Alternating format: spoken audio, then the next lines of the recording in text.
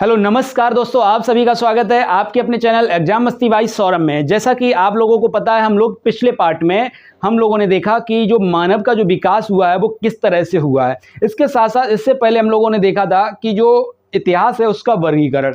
ठीक है, अब इसी क्रम में जब हम लोग आगे की तरफ बढ़ेंगे तो हम देखेंगे पाषाण काल। क्या देखेंगे भाई? पाषाण काल। पाषाण काल को अब हम लोग देखने वाले हैं। जो पाषाण काल है, पाषाण काल को 3 पार्ट में डिवाइड किया जाता है। कितने पार्ट में? 3 पार्ट में डिवाइड किया जाता है। एक होता है पुरा पाषाण काल।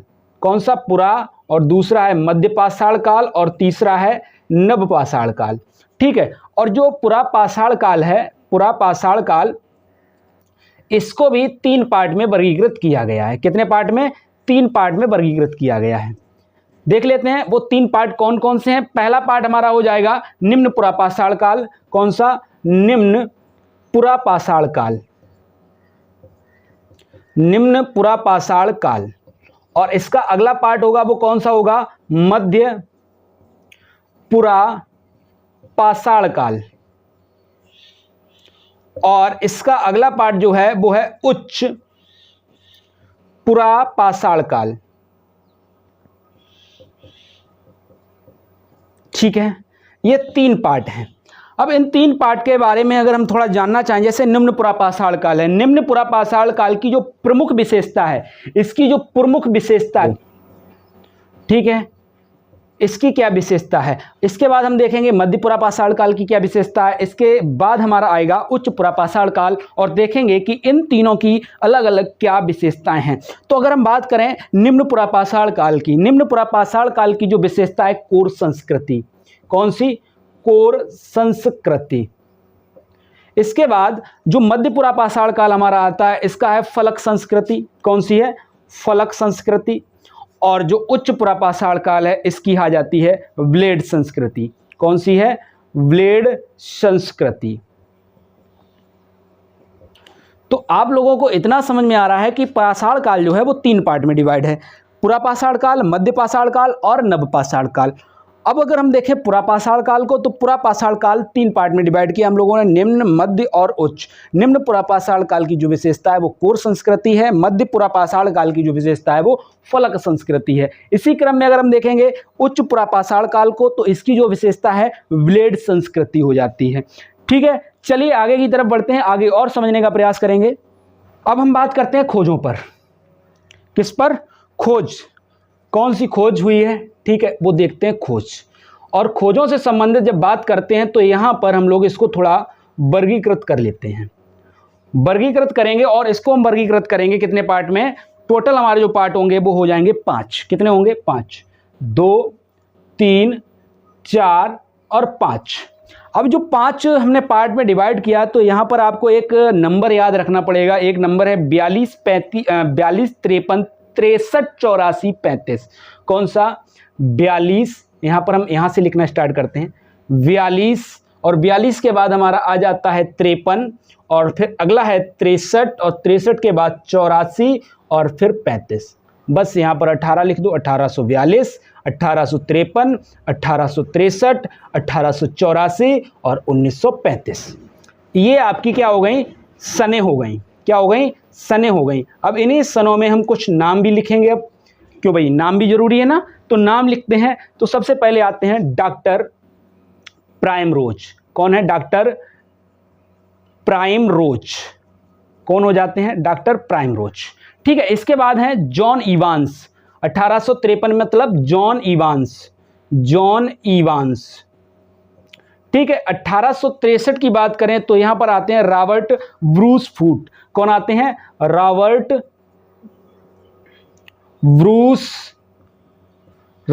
Bruce Foote. ठीक है, इसी क्रम में 1884 में बढ़ते हैं तो यहां पर आते हैं विलियम किंग। कौन आते हैं? William king. विलियम कौन होंगे? William king. और 1935 में जब पहुंचते हैं तो टी टेरा पीटसन। कौन? डी टेरा पीटसन। इन सभी को कर लेते हैं बॉक्स में बंद, और बॉक्स में बंद करने के बाद इनकी कहानी को समझते हैं हम लोग। ठीक है, इनकी कहानी को अब हम लोग समझेंगे, क्या है कैसे है, वो सारी बातों को जानेंगे।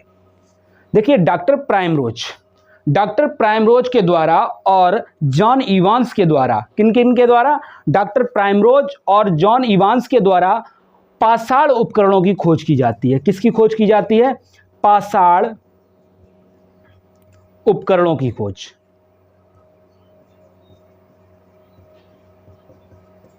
उपकरणों की खोज,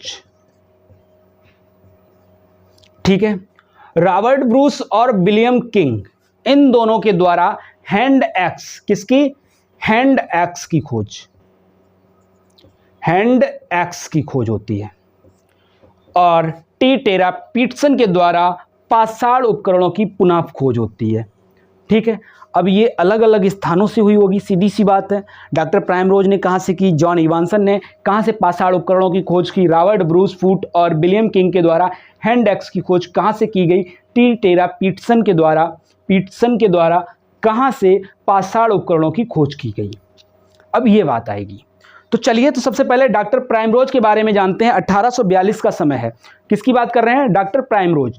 डॉक्टर प्राइमरोज के द्वारा कर्नाटक के रायचूर जिले से, कहां से? रायचूर जिले से। और कहां का ये है? कर्नाटक। कहां? कर्नाटक से किसकी खोज करते हैं? पाषाण उपकरणों की खोज करते हैं। डॉक्टर प्राइमरोज कर्नाटक के रायचूर जिले से पाषाण उपकरणों की खोज करते हैं, ठीक है।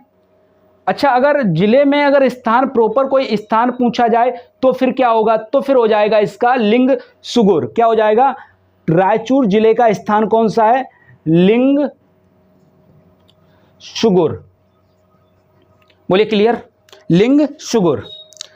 देखिए, अगर बोले डॉक्टर प्राइमरोज के द्वारा कर्नाटक राज्य के रायचूर जिले में लिंग सुगुर नामक स्थान से पाषाण उपकरणों की खोज की। अब आती है जॉन इवांसन की कहानी। जॉन इवांस जो हैं 1853 ईस्वी की बात है। कब की बात है? 1853 ईस्वी की बात है। जॉन इवांस हैं, इन्होंने मध्य प्रदेश, कहाँ से? मध्य प्रदेश से ध्यान से समझना, जो नर्मदा घाटी है, क्या है? नर्मदा घाटी। मध्य प्रदेश में जो नर्मदा घाटी है, नर्मदा घाटी, बात को पूरा अच्छे से समझते चलना। देखिए, जॉन इवांसन 1853 में मध्य प्रदेश के नर्मदा घाटी में टी नरसिंहपुर, कौन सा? टी नरसिंहपुर, नर्मदा घाटी के पास में है टी नरसिंहपुर। कौन है?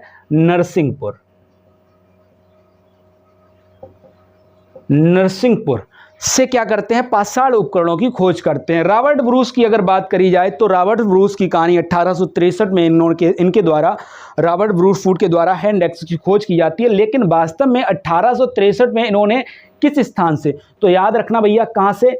तमिलनाडु से। कहां से? तमिलनाडु से। और तमिलनाडु में कौन सा स्थान है? मद्रास। कहां? मद्रास। अच्छा, मद्रास में भी कोई प्रॉपर स्थान है क्या? बिल्कुल हाँ। देखिए, तमिलनाडु का जो मद्रास है, मद्रास के पल्लवरम, कहां से? पल्लवरम नामक स्थान से ये क्या करते हैं? हैंड एक्स की खोज करते हैं। बाकी ये दो लोग बचे हुए हैं, इसको थोड़ा रफ करते हैं, और रफ करने के पश्चात क्या करेंगे? इसके विलियम किंग्स और टी टेरा पीटसन के बारे में जानेंगे। इन्होंने कहां से कौन से उपकरण की खोज की है। चलिए बढ़ते हैं आगे। 1884 का समय आता है और कहानी किसकी स्टार्ट हो रही है? अभी आप लोगों ने लिखा है विलियम किंग। किसकी? विलियम किंग की कहानी। 1884 में विलियम किंग के द्वारा तमिलनाडु के, कहां के?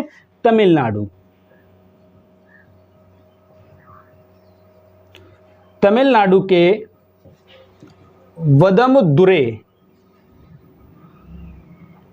बदमदुरे नामक स्थान से ये काय की खोज करते हैं? हैंड एक्स की। काय की खोज करेंगे? हैंड एक्स की खोज करते हैं। अब कहानी स्टार्ट होती है 1935 से। भाई लास्ट क्या था? 1935। और इस समय व्यक्ति कौन है? टी टेरा पीटसन। कौन है? टी टेरा पीटसन।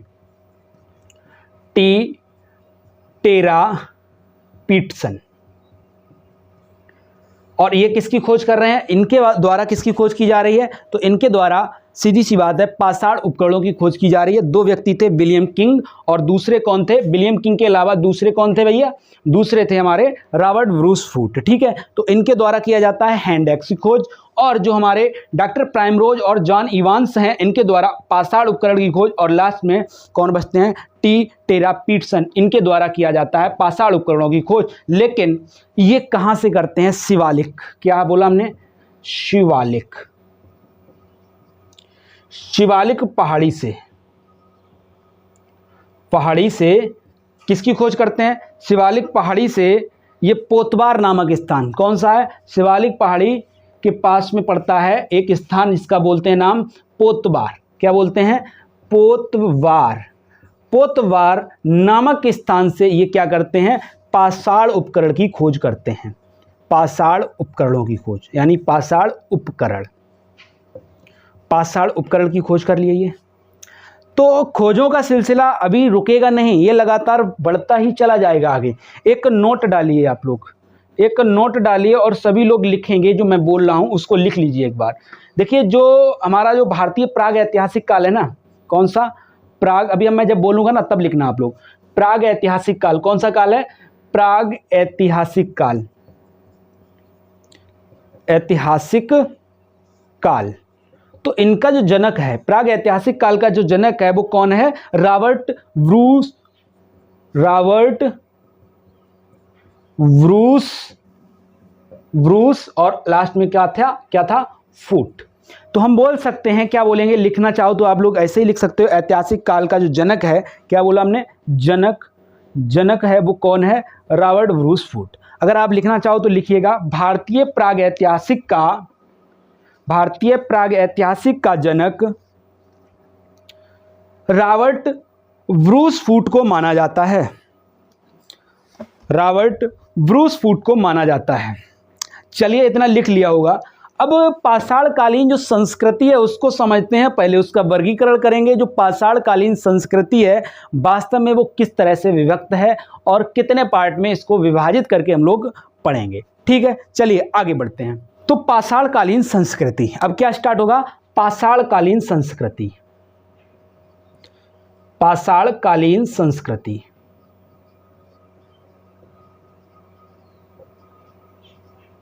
देखिए, चलिए पाषाणकालीन संस्कृति को देखते हैं। इसको हम लोग दो पार्ट में डिवाइड कर लेते हैं। कितना पार्ट? 2 पार्ट। पहला हो जाएगा उत्तर भारत की संस्कृति। क्या होता है? उत्तर भारत की संस्कृति। और दूसरा पार्ट आपका हो जाएगा दक्षिण भारत की संस्कृति। दक्षिण भारत की संस्कृति। अगर ये दिखाई ना दे रहा हो तो आप लिख लेना संस्कृति। ठीक है, तो ये 2 पार्ट है हमारे, उत्तर भारत की संस्कृति और दूसरा है दक्षिण भारत की संस्कृति। अब इनके बारे में थोड़ा जानने का प्रयास करेंगे कि उत्तर भारत की संस्कृति है वो क्या है। तो ये जो उत्तर भारत की संस्कृति है, अगर इसकी बात करें तो सोहन नदी घाटी में स्थित है। कहाँ पर है? सोहन नदी घाटी में। ठीक है, सोहन नदी घाटी में स्थित, घाटी में स्थित। ठीक है, ये कहाँ स्थित है? सोहन नदी घाटी में स्थित है। अगर बात करें इस संस्कृति को चापर चॉपिंग पेबुल, क्या बोला हमने? चॉपर चॉपिंग और पेबुल, क्या नाम है? चॉपर एक है, चॉपिंग है और क्या है? पेबुल। ये 3 क्या पार्ट हैं? चॉपर, चॉपिंग, पेबुल संस्कृति भी कहा जाता है। उत्तर भारत की जो संस्कृति है उसको किस नाम से जाना जाता है? Chopper, chopping, pebble. इनके बारे में जानेंगे, चॉपर क्या है और चॉपिंग क्या है और पेबुल क्या है। ठीक है, तो पहले हम थोड़ा इसको भी वर्गीकृत कर लेते हैं। ये दक्षिण भारत में है। ठीक है, ये कहाँ है? दक्षिण भारत में। और किस साइड से है? इसके जो अवशेष मिलते हैं, इसका जो प्रमाण मिलता है वो मंदरास से मिलता है, मंदरास से। तो इसलिए इसको क्या कहा जाता है? मंदरासीय संस्कृति। कौन सी संस्कृति? मद्रासीय संस्कृति। और इसको एक और नाम से, देखिए ये तो एक्स्ट्रा हो गया, जैसे हमने यहाँ उपकरणों के आधार पर चॉपर, चॉपिंग, पेबल संस्कृति कहा, वैसे ही यहाँ पर हैंड एक्स संस्कृति के नाम से जाना जाता है। किस संस्कृति? हैंड एक्स संस्कृति के नाम से जाना जाता है। कौन सी संस्कृति है? हैंड एक्स संस्कृति। बात क्लियर हो रही है? देखिए इधर दक्षिण भारत की संस्कृति जो इसका अवशेष मिल रहा है, यानी कि इसके जो प्रमाण मिल रहे हैं वो कहाँ से मिल रहे हैं? मद्रासी संस्कृति यानी कि मद्रास से मिल रहे हैं। ये कहाँ पर है? उत्तर भारत की संस्कृति सोन नदी घाटी में स्थित है, और ये कहाँ है? मद्रास में स्थित है। तो इसी वजह से इसे मद्रासी संस्कृति के नाम से भी जाना जाता है। और यहाँ पर हैंड एक्स संस्कृति, इसको क्या बोलेंगे? हैंड एक्स संस्कृति। और इधर बोलेंगे चॉपर, चॉपिंग, पेबुला। अब हम बात कर देते हैं चॉपर क्या है। चॉपर की अगर बात करें तो यह पत्थर का वह उपकरण होता है जिसमें एक तरफ धार होती है। क्या होती है? एक तरफ धार। यह काय का उपकरण है? पत्थर का। अगर इधर ही हम बात करें कि चॉपिंग क्या है, तो चॉपिंग के अगर बारे में बोलें तो चॉपिंग में क्या होता है? यह भी पत्थर का औजार है, और इसमें क्या होता है? दोनों तरफ धार होती है। क्या होता है? दोनों तरफ धार। ठीक है, दोनों तरफ क्या है? इसमें धार है। बात समझ पा रहे होंगे? ठीक है, दोनों तरफ धार वाला कौन है? चॉपिंग है। चॉपर क्या है? एक तरफ धार वाला। लेकिन पेबुल क्या है?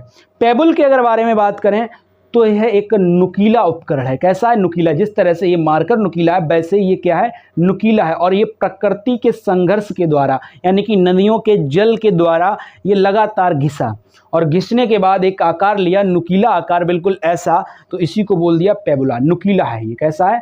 नुकीला। ठीक है, हैंड एक्स की बात करें, हैंड एक्स क्या है? तो ये कुल्हाड़ी था। ठीक है, ये क्या है? एक कुल्हाड़ी है। क्या है? कुल्हाड़ी। कुल्हाड़ी आप जानते हैं ना, कुल्हाड़ी है। ठीक है, जिसमें चौड़ी मूठ बनी होती थी। क्या होता था? चौड़ी मूठ बनी होती। अब देख लें आप कुल्हाड़ी कैसी होती है। कुछ इस तरह की होती है कुल्हाड़ी। ठीक है, ये इसको यहाँ से पकड़ा जाता है और यहाँ से इसको काटना है किसी चीज़ को, ये इधर धार होती है। ठीक है, तो ये क्या है? हैंड एक्स, यानी कि ये कुल्हाड़ी है।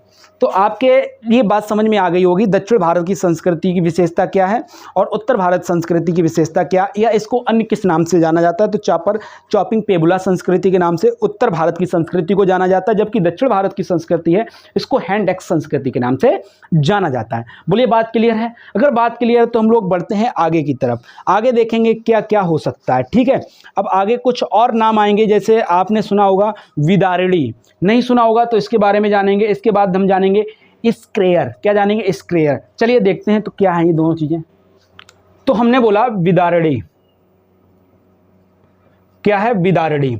विदारिणी क्या है? जो अभी हम लोगों ने चॉपिंग देखा था, बिल्कुल वैसा ही है ये भी, क्योंकि चॉपिंग में भी क्या होता था? दोनों तरफ क्या है? दोनों तरफ धार है। तो इसमें भी क्या होता है? दोनों तरफ धार। दोनों तरफ धार है इसमें।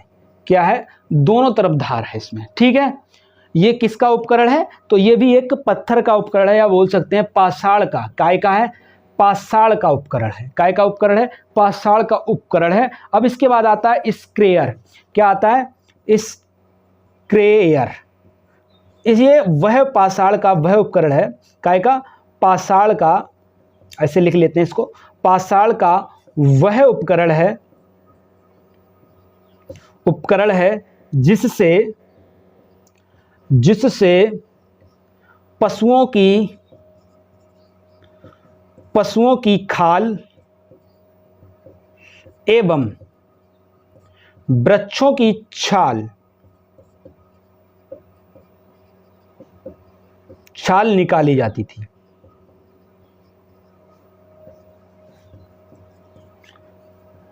ठीक है, देखो स्क्रेयर जो है पाषाण काल का ऐसा उपकरण है, यानी कि पाषाण का ही बना हुआ है, और इससे वृक्षों की जो छाल है उसको निकालते हैं, और इसी से जो पशुओं की खाल है उसको भी निकालते हैं, क्योंकि इन्हें खाल और वृक्षों की छाल की ज़रूरत है, क्योंकि ये उसी के वस्त्र बनाते हैं। सर्दियों से बचने के लिए इन्हें वृक्षों की छाल और पशुओं की खाल की आवश्यकता पड़ती है। चलिए अब थोड़ा और आगे बढ़ने का प्रयास करते हैं, हम बढ़ेंगे भीमबेटका की तरफ। किधर बढ़ेंगे? भीमबेटका की तरफ। चलिए देखते हैं भीमबेटका।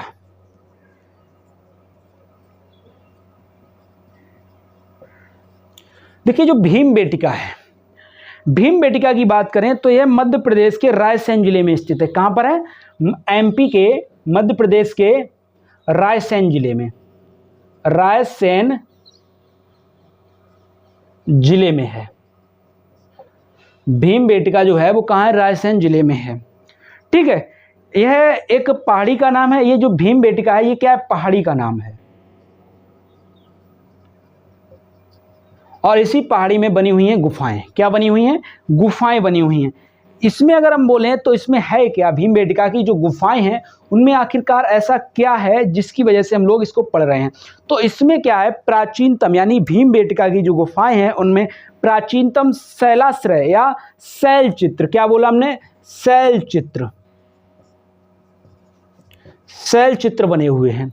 इनमें यहाँ पर क्या है? पेंटिंग की गई है, या फिर बोल सकते हैं यहाँ पर रॉक पेंटिंग है। क्या है? रॉ पेंटिंग है। यानी रॉक मतलब पेंटिंग मतलब पत्थरों पर ही क्या किया गया है? आकृतियों को उत्कीर्ण किया गया है।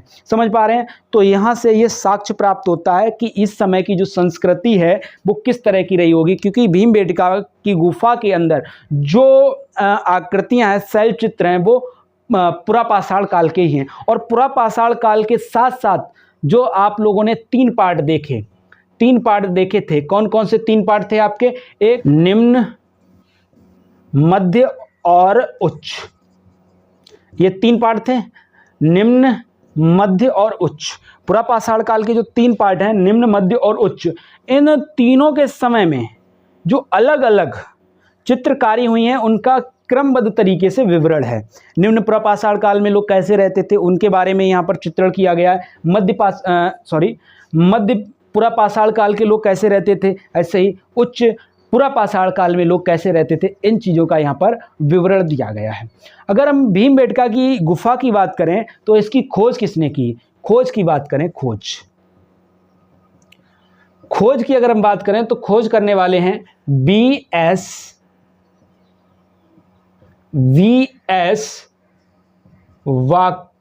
वाकड़कर। कौन है? बी.एस. वाकड़कर। बी.एस. वाकड़ के द्वारा भीमबेटका की गुफाओं की खोज की जाती है। इसमें टोटल 754 गुफाएं हैं। कितनी है?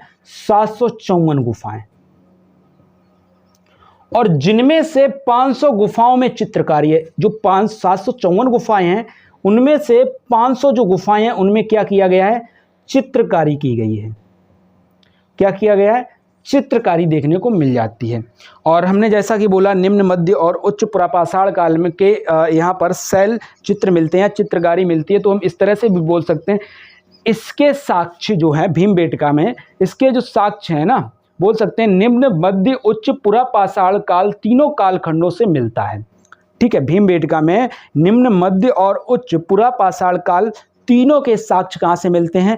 जो 500 गुफाओं में चित्रकारी की गई है वहाँ से प्राप्त होते हैं। अच्छा, अगर बात करें जो चित्रकारी की गई है इनमें किन रंगों का प्रयोग सर्वाधिक हुआ है? तो लाल और हरे रंग। कौन सा? लाल एवं हरे रंग का प्रयोग सबसे अधिक किया गया है। भीमबेटका की गुफाओं में के अंदर जो चित्रकारी है उसमें लाल और हरे रंग का प्रयोग सर्वाधिक किया गया है। और देखो यहाँ पर अगर हम भीमबेटका की गुफाओं की बात करें तो 2003 की बात है। कब की बात है? 2003 की बात है। 2003 में यूनेस्को, क्या हमने बोला? यूनेस्को के द्वारा इसे विश्व विरासत, कौन सी विरासत में? विश्व विरासत। ठीक है, 2003 में यूनेस्को के द्वारा विश्व विरासत सूची में शामिल किया जाता है। कब किया जाता है भीमबेटका की गुफाओं को? 2003 में। किसमें? विश्व विरासत सूची में। किसके द्वारा होता है भैया विश्व विरासत सूची में अगर शामिल किया जाए तो? यूनेस्को के द्वारा। ठीक है, तो ये कहानी जो थी आपकी पुरापाषाण काल की कहानी थी पूरी। किसकी कहानी थी? पुरापाषाण काल की। अब हम मध्यपाषाण काल की तरफ बढ़ेंगे, लेकिन आज नहीं बढ़ेंगे। हम लोग जो मध्यपाषाण काल होगा वो नेक्स्ट सेशन यानी नेक्स्ट क्लास में हम लोग देखेंगे कि जो मध्यपाषाण काल है मध्य पाषाण काल, उसको किस नाम से जाना जाता है, अन्य किस नाम से जाना जाता है, यहाँ से किन किन चीज़ों के प्रमाण मिलते हैं, यहाँ पर पशुपालन के जो साक्ष्य हैं वो मिलते हैं कि नहीं मिलते हैं। अच्छा, इसके बाद हम देखेंगे कि यहाँ पर और क्या क्या चीज़ें मिलती हैं, क्योंकि ये बड़ा दिलचस्प है। मध्य पाषाण काल और ज़्यादा दिलचस्प हो जाएगा। इसके बाद जैसे ही हम नव पाषाण काल में घुसेंगे तो और ज़्यादा दिलचस्प होगा। यहाँ पर अलग अलग स्थानों के बारे में हम लोग पढ़ेंगे और देखेंगे कि यहाँ की संस्कृति वगैरह कैसी थी और यहाँ पर किन किन चीज़ों पर कार्य किया गया और किस तरह से यहाँ की सभ्यता जो है, यहाँ का सभ्यता ही बोल सकते हैं, क्योंकि ये क्या है, सभी ये जो मानव हैं वो इनका पूरी तरह से विकास नहीं हो पाया। जैसे कि हम लोगों ने देखा है अभी जो मानव का विकास है उस क्रम को भी हम देखेंगे यहाँ पर कि कहाँ पर आके जो हमारा बोल सकते हैं कि श्रम विभाजन किस जगह पर हुआ है, कौन सी काल में हुआ, तो ये सारी चीज़ें हम लोग देखेंगे। ठीक है, तो आज की बात को हम लोग यहीं पर समाप्त करेंगे। जय हिंद दोस्तों।